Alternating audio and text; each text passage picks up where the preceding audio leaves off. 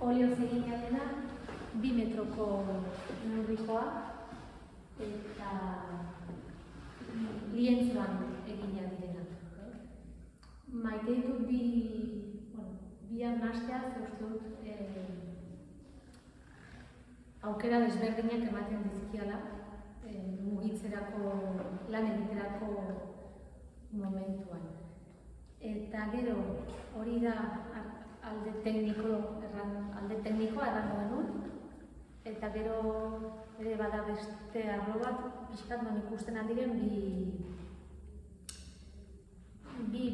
bide, nahiz eta niretzat bide berdina den.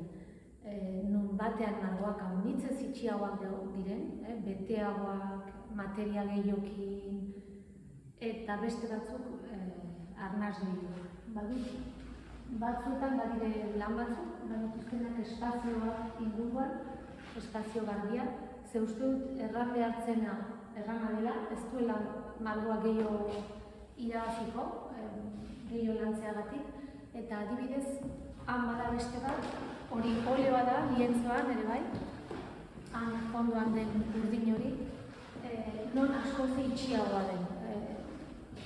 Handiotan masa espazioak eta masa espazioak zabalagoa ziren, eta hemen askoz estuagoa da, gintzela da garbi-garbia geri dire, eta dena ixten da. Ez da gauz bat intentzionatua, ez dut intentziorik hori egiteko, uste dut egiten ari naizen egiten prozesu horren barne margoak eskatzen duela gehiago itxi, bukatu, utzi, eta hori da pixka. Eta gero zer mugitzen dauen lan egiteko behar bat ez du azalpen handirik. Momentu honetan ikusten dut haunitz eskatzen zaigula azaltzea zergatik egiten ditugun gauzak eta nik egiten ditut gauzak behar ditualako. Ez du misterio haunitz gehiago.